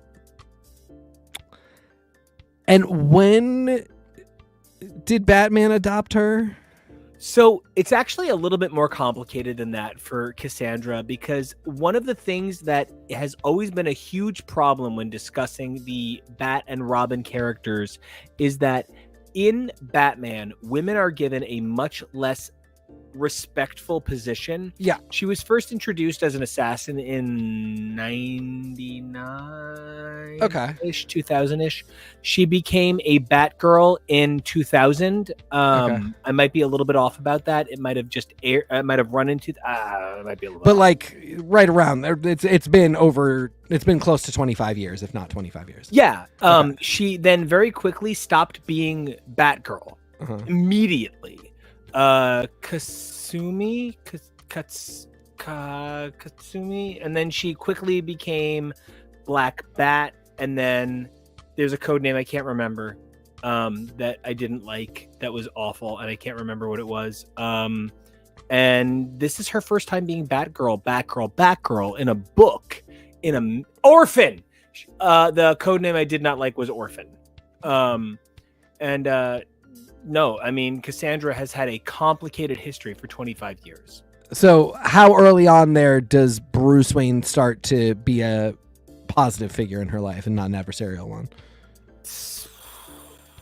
Ballpark. 10 issues, maybe 6 months. Okay, so like from Right basically from the get-go. Okay. Well, yeah. I mean, like, it's, and you know, I could ask you these questions ahead of time. It doesn't change a ton about my evaluation. I mean, this is very cool. It's very brave to put a character like this in a Bat name book, in a Bat person outfit, and not show Bat Daddy. Again, just show her mom so much. Yeah. And you know, this just was, again, it was really solid, like very simple. And the fact that they repeat everything a bunch of times, it might seem a little stupid to you, dear reader, who is either maybe knows a lot more than I do, or who has read too many comics. Bat Daddy all the way, Andrew. But I don't know, man. By the end of it, I was very clear on the fact that she has been trained to read people such that she knows if they're lying. I was very clear about the fact lying is the cat from Saga. Have you read Saga? Yeah. Okay. I am current on Saga. I am not. I went with Emma Swan, but that's fair. I like it. you know, that she has a hand-esque raised as a ninja, you know, resurrected, all that stuff. It gets mentioned multiple times in this issue, but if they had just done it once and then gone through some, you know, like, what was she doing during Absolute Power, or some like really long explanation of something that's not going to be super relevant to this book, I probably would have forgotten a bunch of that stuff and not really understood this character very well. I don't know anything about her relationship with any of the Robins. I know very little about her relationship with Batman other than that she considers him her father. I don't know her relationship with Catwoman. I don't know anything, but I'm very solid on her relationship with her mom right now, on what her powers are, on her fighting style, and this is fine. I can go learn all that stuff, hopefully in future issues of this that play out really similarly. I would love to see her talk to Batman like this. I would love to see her talk to the most relevant Robin like this. I want Stephanie to appear. Sure. So I am tentatively quite excited. I genuinely love that. And if I can be honest, I was not going to talk about the book that is my number 2 pick for Book of the Week. But you brought it up. You read it.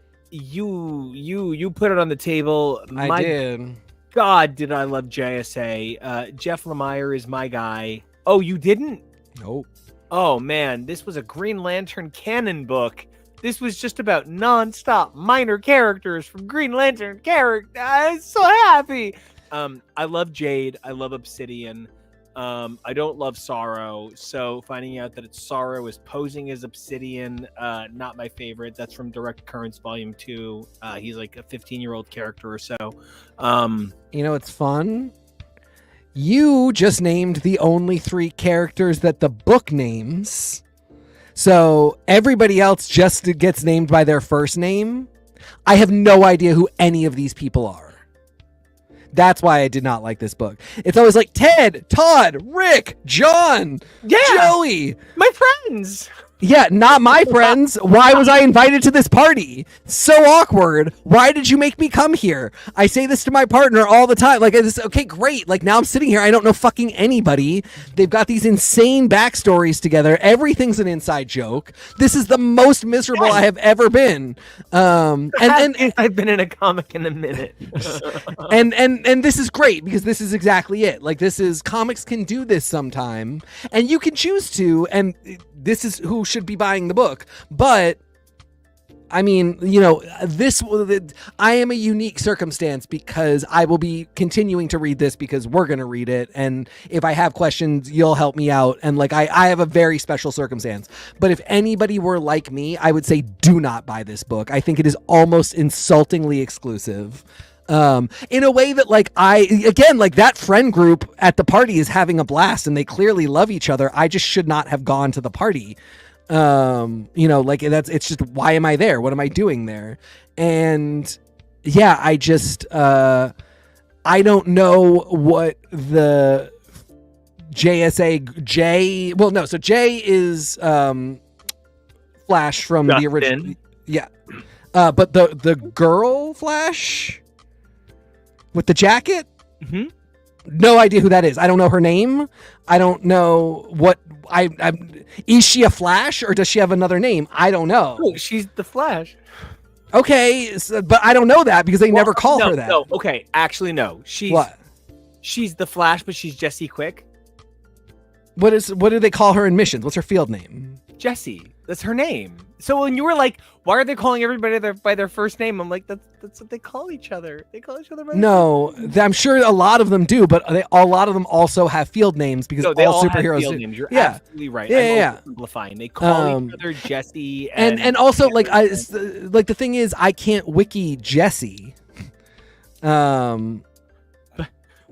Okay, that's a really fair point. In the case of Jessie, I can wiki Jessie Flash, but like there's a few of these people that I'm like, Todd Blue person. Like I don't know who that is at all. I can't. There's no way I can get there. Okay, I just want to be clear. Yeah, I'm being a dick for like 2 seconds. No, please. Todd, No Todds. It's Ted Grant is Wildcat. I swear to God, there's a Todd in there. Is there a Todd? Is there a Todd? I'm looking at the list of people who appeared. There might be a Todd. No. Ted is Starman, and Ted is Wildcat. There's two different Teds. You goon. Todd is Obsidian. Oh, but he wasn't in it. It was. Well, and they actually do name him. He is the one person that they do name, but they also call him Todd. And I just think it's funny that like there's a Todd superheroing. That's insane. That people. I'm sorry if you are watching this and you are named Todd. You should not be allowed to be a superhero. Ultimately, he's Johnny Sorrow. Well, sure, I get that. I don't know who that is either. It turns out, so that's great.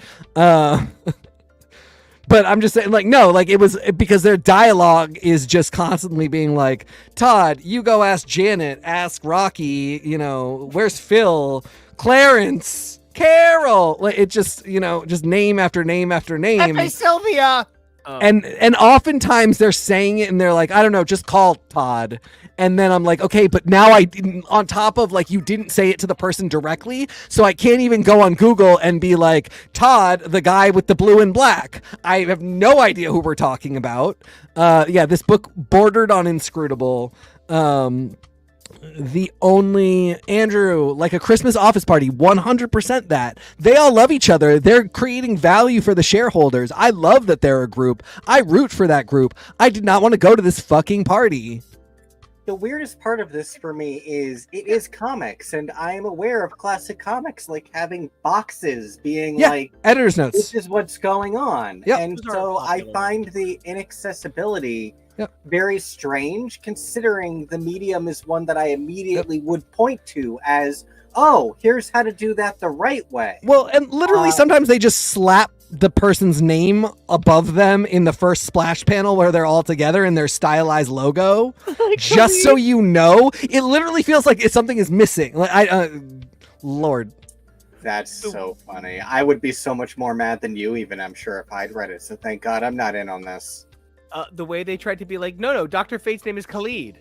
Really, we promise. And then later on, I think, okay, every now and then somebody ruined the way you hear a word or a name, and Drag Race fans for the rest of their life will always hear the name pronounced as Yolanda. So when Wildcat got name checked as Yolanda, I really, really, really hear how this book was exclusionary for you. You know, as a guy who only knows JSA high points, no, some of these characters were actually kind of exclusionary for me too. But Alan looks stunning. Yeah, I mean that's part of why I'm stoked and I love it, is because I do know Alan. Like that's how you got me into DC, and I know a little bit more about the classic JSA. So like it, I know who the Hawks are, and the fact that they were like the Hawks are missing too. I was like, okay, I know that, but then I kept waiting for them to identify everybody else. And like I'm looking here, there are some people that I just still absolutely, I don't know the first, or I don't know their surname, code name. I know nothing about who this person is. They're just there. And I know like in a couple days I'll be able to go on DC Fandom and I'll get the list of who's there, and I'll just click through and cross-reference everybody. But holy shit, this was the weirdest. I have not had anything happen like this in such a long time, where I just literally don't know anybody. And like the fact that her name is Jade and she's green, but Jade is also just a name that you would name a girl. Don't know if that's her code name, don't know if that's her first name. Maybe it's both. It's both. Yeah, sure. Just otherwise, like I guess this is a really solid standard issue about. I mean, it is cool that there are this is something maybe you don't get a ton of, where it's like there's what? Uh-oh, did we break you? I froze, but oh my God, her name isn't Jade. Her name is Jennifer. Okay, so Jade's the code name. There you go. I She looks like a Jennifer. I get it. get it. Don't know what's wrong with Jakeem. Poor Jakeem in that hospital bed, but I don't know what's going on there. Yeah, and like Hunt and the one person whose name and identity I do know, Dr. Fate, not his name apparently. Different guy, I guess. Don't know when that happened. Nobody gave me the memo. It's a different Dr. Fate. Yeah, sure, that'll happen. So yeah, I don't know, but like I liked what they were doing with the old team and the new team, both, like, you know, coexisting, and it's got layers upon layers because now everybody is a Watchtower member. They've got sub teams, and then the sub teams have, you know, sidekick secondary teams, and now everybody's got to figure out how to work together. That's all really cute and fun to me. It's I'm down. Like, I really do hope I can get into this and learn everything. But Jeff Lemire absolutely said, "Fuck you if you haven't read JSA." It's weird because if you've ever read the first issue of Sweet Tooth, he sort of says, "Fuck you if you haven't read the whole series of Sweet Tooth before." But for those of you who don't know, Sweet Tooth is like in my top 5 comics of all time. So is this an invisible man who puts a mask on, or is his floating head just mask shaped? So Sorrow is a really interesting character. He's one of my favorite inventions of the last 15 years in Magic and DC. He is a guy who woke up one day and realized he had become so negative, he'd become invisible, basically, like his energy charge. But what is interesting is magic, and removing his mask can make you see his true face, which banishes you to a dark dimension, which he is not immune to. And that is how Wonder Woman vanquished him. She made him look at his own face and banished him to a dark dimension, and we haven't seen him in years. You know what would be super cool? I hope somebody has had this idea over there. He's got to meet the Grey Lantern. Oh my God. Sorrow? Yes. Sorrow meets Sorrow Lantern? Yes. No. Gosh, what a great idea. Thank you so much for going on this weird JSA journey. No, I mean, like, I was the one who said read it and cover it. I mean, and for all I'm shitting on it, I can absolutely see why it's a good book. This is a comics-wide problem. This is the entire medium issue. Like, it is a constantly serialized medium that has been going for 60 plus years. Everybody does this. Everybody has this issue. I recommend books that I love more than anything that people have said to me, "You are fucking crazy. I do not understand a single thing that happened there." Grant Morrison's New X-Men, high up on that list for a lot of people. And, you know, there may be a way to read this as a newbie that I didn't, where it doesn't feel this way. Like, reader subjectivity is a big thing too. I love that you loved it, and I felt like I knew you would. Like, I was like, NICO knows who all these people are. So either this is badly written, which I don't think is going to happen because it's Jeff Lemire, or he's just killing it and NICO gets all these references and it's really fun. And, like, again, loving the medium sometimes is just being like, I don't have any idea what's happening, and maybe I'm frustrated about that, but I want to see what I can see is good with what I'm able to get. And this was that exact experience. It's so rare that I'm so unable to latch on to stuff in a book, but it's a really great exercise in being like, okay, well, what works? I kind of feel like that same question is what's going to predominate our discussion on the last title we're going to look at. I felt like Absolute Superman was a B+. I just didn't get anything new from it, and I feel so bad about this. The only thing that felt new to me in all of this was he was 10 when he got earthed, I guess. I felt like Absolute Superman was a paint-by-numbers masterpiece.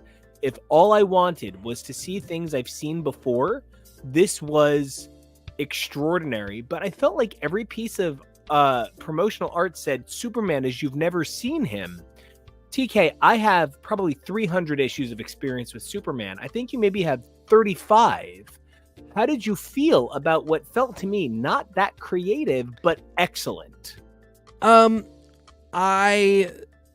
that 35 issue limited experience, I don't believe that Krypton is that classist in the main universe. So for me, that was a big thing. The House of L is not a working class house. You know, they are scientists in the main universe, and in this one, they are closer to the Kents. You know, they are a working class. They are literally part of the class structure. They are the lowest caste. So that was another big thing. That alone to me was enough. That's a subtle difference, but because ultimately the big point is still the same. The Kryptonians destroyed their planet because of their hunger for progress and for resources. So that doesn't really change. So that's how we're getting out of here. But the fact that the L's are so different to me meant a thing or two. The problem is that it was such the moments on Earth are so weird.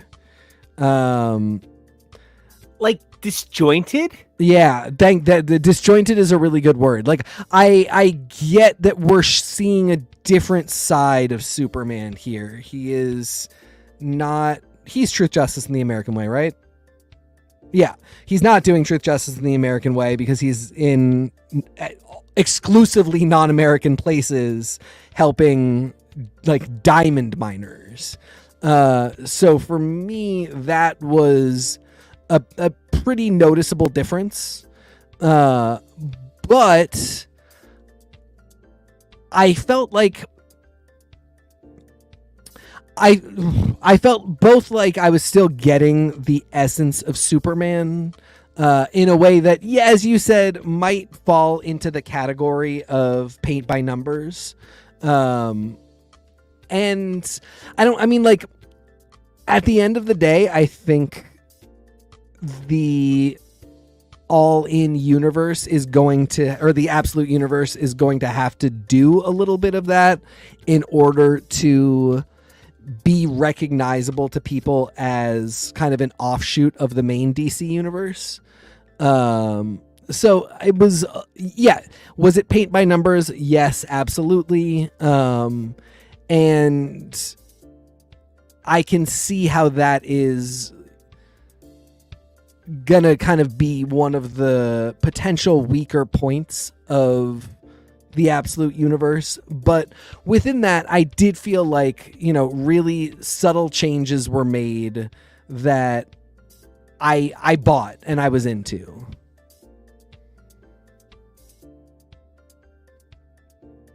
It's the end of my thought. I'm so sorry. I was still muted. One of the things that I think is so important about what you're talking about and sort of about what absolute Superman represents is you really are representing what absolute Superman is meant to capture. Somebody who is new, somebody who knows the character, but is engaging with this idea in such a unique way. We automatically assume that anybody who picks up a comic book has 1,000 years of comic book knowledge, but that's a really unfair estimation in this current climate where so many people, their understanding of comics is limited to what they've read on Wiki or what they've seen in films. And I think, that JSA was a clunk for you, but that Absolute Superman was a think piece for you is kind of reflective of where perhaps the DC universe is versus where the Absolute universe is. When I think about what Absolute Superman is meant to represent, I think about Ultimate X-Men. And I think about how Ultimate X-Men is so incredibly focused on doing it differently, on doing it new, on doing it creatively. But Absolute Superman is painting us versions that we've already seen of these characters. And I guess I'm really curious about how that's going to play out. Kevo, I know you didn't read this book, but something that definitely stands out to me is that you are someone who knows who Superman is. If for no other reason, you've existed in the world in the last however many years. And so when I think about a book like Absolute Superman and this fresh start on this identity that has existed for so long. As TK said, there were so many layers to unwind and to unwrap here. How did you feel looking at this book? Or not looking at the book, but hearing us talk about looking at this book? Yeah, it's a lot to take in. It's such an ancient property by this point. It's hard to keep fresh.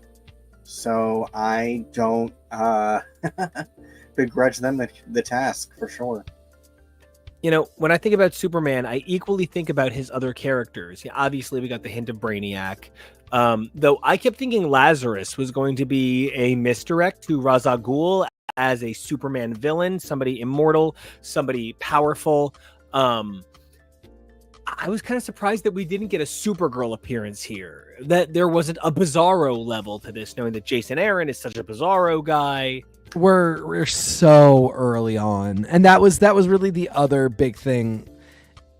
The big three absolutes are really banking on this going on for a minute, and I think for me it was the smart decision all around to not play a bunch of cards early, to not give us I thought the same thing about Lazarus. I was like, oh, because this universe is so different, it's possible that what Ra's al Ghul even does is really different. Whatever powers he has gotten and whatever whatever they do might be an entirely different set of protocols now, because of how Darkseid has changed this particular universe. So I really like that idea, and it would be cool to see. But I'm very glad we didn't go all the way to Bizarro or to Supergirl. We got Kandor. I don't think I can ask for more. I mean, I might have gone to Lois and Jimmy. Oh, you mean the bad guy? Lois Lane? The bad guy of this book, Lois Lane? I'm sure it's going to turn out to be something else. I'm sure it's Steve Trevor. Everybody calm down. I might have added more, seeing that the Kent farm just has been destroyed, was, okay. That felt a little, improv no to me, that I would have gone a little more yes and with the Kents.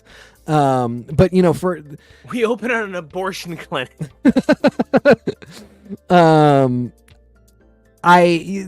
we spent so much time with Superman fighting peacemakers in sort of justice for the most marginalized people in the world.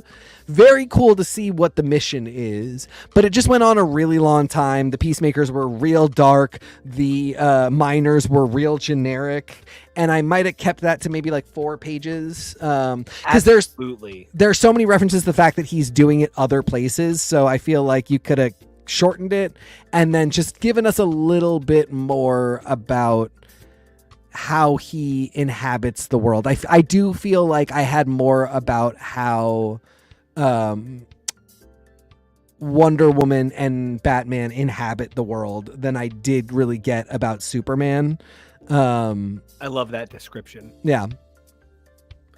At the end of the day, I think these absolute issues have been engaging thought experiments, and whether or not they can live up to that identity has to do with whether or not the creators are being given the full opportunity to explore those ideas.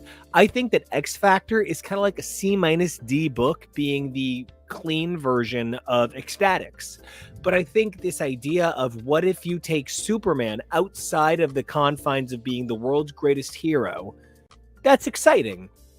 Unfortunately, I think both books are giving me kind of the same experience, and if Absolute Superman can't pull up here the way Absolute Wonder Woman was a dark fairy tale, and Absolute Batman reinvented how Batman noirs under Scott Snyder, I don't know that I'm going to be quite as interested, and that is despite Jason Aaron being my favorite writer working in comics.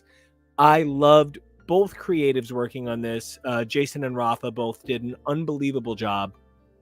But this is a book that I wonder if, like Grant Morrison's All-Star Superman, one of the best alternate takes on Superman, will read better in a trade than it does individually, whereas Absolute Wonder Woman was a thrill page after page in its individual form. So I'm really excited to see where all of that's going to go. You know, Kevo, TK, this has been a pretty shitty day, but this has been a great broadcast, and I feel really lucky that I got to do it with my two favorite people. I feel grateful for our fans like Andrew popping up in the chat, and for people like maybe it's being a little too sentimental, but I just want to put it out there. Ali Galactic, here's a big hug. I know you had a kind of a rough day. We're thinking about you, Ali. Yeah. We're thinking about you big time right now, Ali. And I just want to say thank you to everybody who's made this channel a success for the last couple of years. We are so grateful. We love you so much. And we evolve like these books. What X-Force was yesterday, what X-Force was a year ago, what X-Force was 10 years ago, they are not what X-Force is going to be tomorrow. And that's why we talk about these things, because they aren't static, because they don't stay the same, because they change dynamically like we do. You know, Kevo, was there anything that stood out to you what we talked about tonight? And where can everybody find you until you come back to grace this amazing channel with your presence? You know, just the general state of comics right now is so strange, and I think I'm already seeing posts talking about how Krakoa was such a response to the last era, and we are feeling a lot of things right now, feeling a lot of fear, but there were a lot of good things that still managed to happen during that period. And we need to remember to focus on that and on each other. And in the interim, you can find me over on the socials at KEVO That's KEVOREALLY. I also love broadcasting with the two of you. It's a lot of fun, and I'm looking forward to exciting new things that we're going to be covering, more Marvel coverage, holiday coverage, maybe Grey's Anatomy coverage. So we'll see. So, TK, I don't know. Maybe you look that happy because Cynthia and Vero has evidently taken a huge dig at every other person who auditioned for Elphaba. Wait, it's kind of close. You're kind of close. How is it close? In about 8 minutes, Patti LuPone will start watching Sunset Boulevard. That's what that was? It's Wednesday. That's when she said she was going. It's an 8 o'clock curtain time. Patti LuPone is seated at the theater surely in this moment. Well, 18 minutes, but that's just theater. Anyway.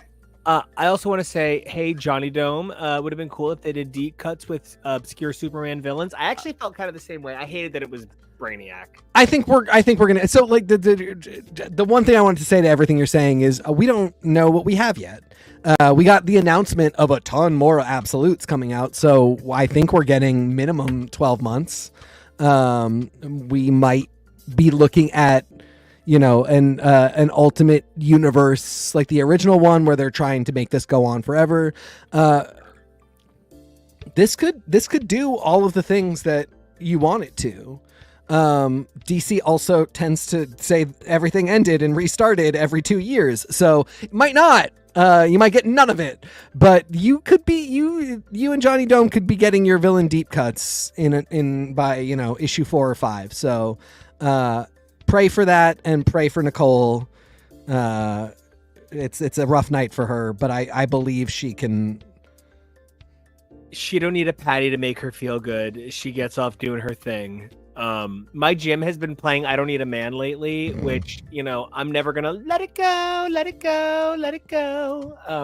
But anyway, TK, top book of the day, where can we find you? And you know what, Kevo, if you want to bop back in to answer this, who do you really hope is in the next Young Avengers? I would really like to see Novar be included, but that's me.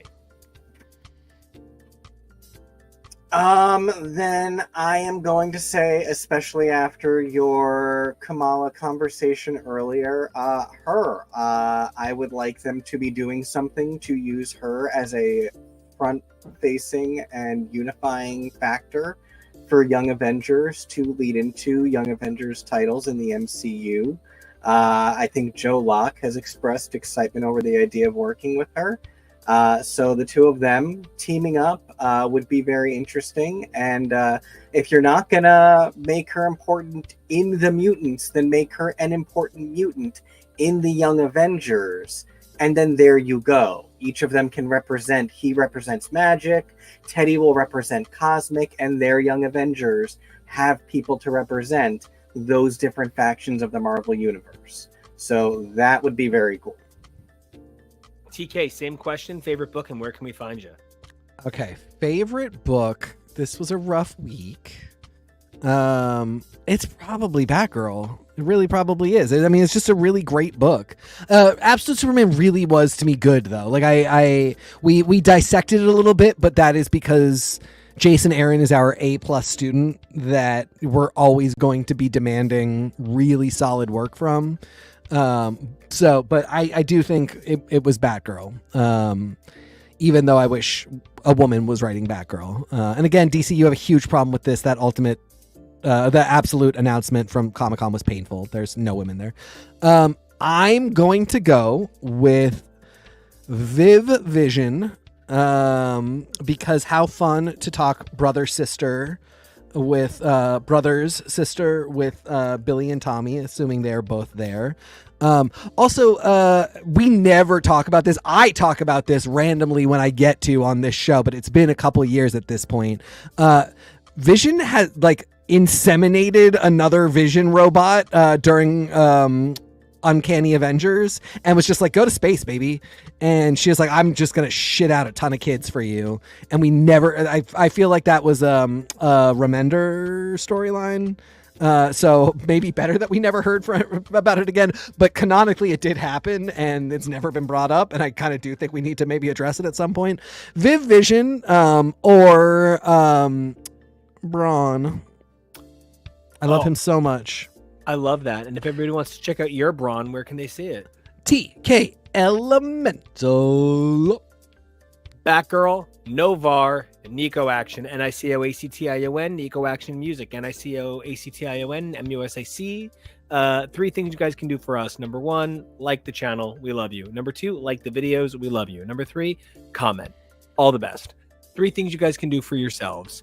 Number 1, stay safe. It's a crazy world right now. Fucking crazy. Number 2, be brave. We love you. We love who you are. And that spirit inside you is what we want to see every single day. And while we're talking about your spirit, evolve daily. Who you were yesterday, incredible. Who you are today, we love it. But who you are tomorrow, that's the dream that you don't even know is going to be real. And until that, we cannot wait to be your absolute X's for podcast. So stay safe, be brave, evolve daily, and we will check you out next time.